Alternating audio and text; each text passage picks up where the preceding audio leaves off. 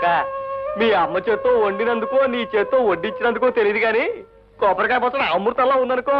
ఇదిగో గుమస్తా బాబు, కోనసీమ కొబ్బరికాయలకు పెసిద్ది అయితే మన ఒట్టేరు కొబ్బరికాయ పచ్చడి పెసిద్ది అనుకో. అవునవును, నువ్వు సొంత డబ్బా వాయించుకోవట్లో బాగా ప్రసిద్ధి. నోరు మూసుకుని కూసుని తిని చూసి చెప్పాలడు. అత్తమ్మా బాబు, నువ్వు పెట్టే భోజనం తిన్న తర్వాత అరగంట సేపు ఆయాసం తప్ప ఇక మాటలు ఎక్కడి నుంచి వస్తాయి? మా బాబు మాకు ఇష్టం బాబు అన్నమాట చెప్పాడు. ఇదిగో సుక్క, రెండు పెద్ద ఎత్తాకులేసి పెసపోయిన వడ్డించోడు. ఏంటి వీరమ్మా, పెసలు భోజనాలు వేరే ఉన్నాయా? నాకు కూడా. ఇదిగా నీకు పెట్టింది డబల్ పెసలు అవయా, కూర్చుని తిను. కంత పసరేమన్నా పెట్టి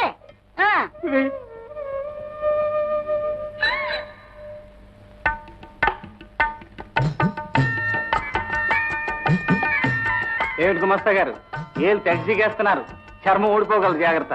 అవును.